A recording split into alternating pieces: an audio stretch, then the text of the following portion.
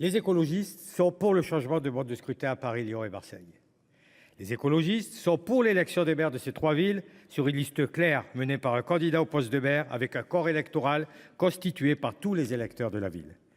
Les écologistes sont donc satisfaits par un texte concerté avec avis du Conseil d'État, préparé de longue date pour être étudié et discuté plus d'un an avant les séances municipales. J'aurais pu dire ça, monsieur le ministre, mais non. Rien de cela, pas de travail correctement fait, une PPL issue de la majorité gouvernementale sans avis du Conseil d'État. Ça en serait presque drôle, une sorte de comique de répétition du gouvernement actuel, si le sujet et les enjeux n'étaient pas si importants. Et le texte qui nous est présenté n'est pas acceptable en l'état. Non pas qu'une réforme ne soit pas attendue, demandée ou soutenue par d'autres groupes. Nous sommes, vous le savez, très attachés à tous les types d'exercices de la démocratie et des fervents défenseurs de l'échelon local.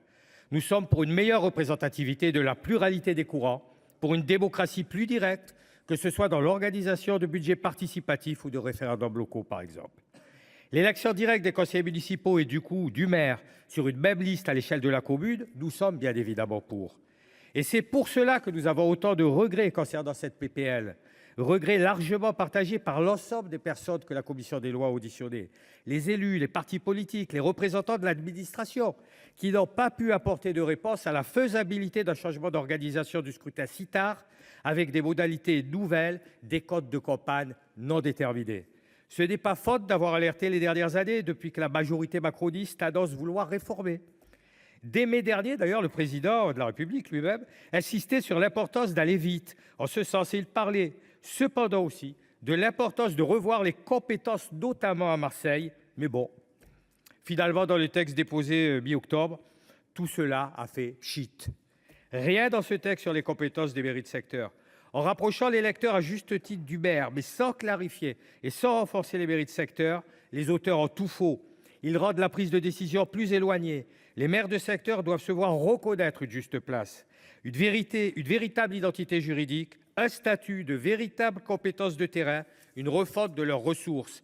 C'est comme pour la question de voirie, d'eau, d'assainissement pour lesquels notre Assemblée s'est déjà prononcée, l'échelon local le plus pertinent doit reprendre ses droits. Cette loi ne permet toujours pas aux citoyens de comprendre qui fait quoi et elle dilue l'intérêt d'avoir un échelon en deçà de la mairie centrale. Qu'en est-il de la clarté et de l'intelligibilité du vote pour les citoyens? Mais finalement, n'est-ce pas là la volonté du président de la République qui, en mai 2024, interrogé sur l'opportunité de supprimer les mairies d'arrondissement, déclarait « Je ne vais pas moi trancher un débat qui commence. Ma conviction est que plus c'est simple, mieux c'est. Comme défenseur de l'échelon local, on a connu mieux. » Cette PPL a donc été déposée tardivement. Ses auteurs, malgré les demandes de la présidence de l'AN, du même groupe politique, ont refusé de faire appel au Conseil d'État. Aucun chiffrage, aucune évaluation, aucune étude d'impact. La réforme avance masquée, portée par une logique technocratique, politicienne, sans que la question politique principale, est-ce que cela permettra aux citoyens de mieux participer à la décision locale, soit jamais posée. L'auteur justifiait « J'ai décidé de ne pas solliciter le Conseil d'État parce que ce texte ne prévoit pas d'atteinte aux libertés publiques.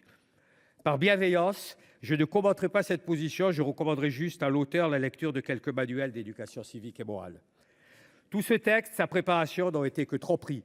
Revenir au droit commun, c'est bien ce qui était affiché. Mais pas pour la prime majoritaire.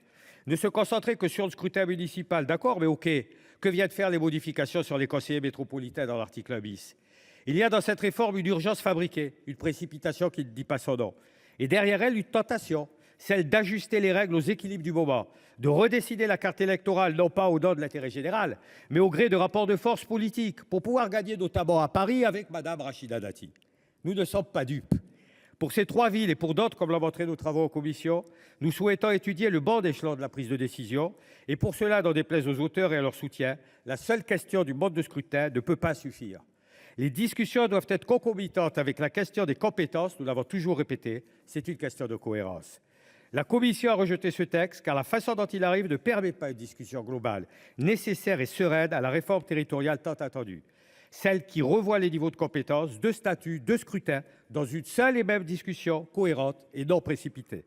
La conclusion, c'est la CMP qui l'apportera, peut-être, au gré d'arrangements politiciens entre le bloc présidentiel et les Républicains, sans nous.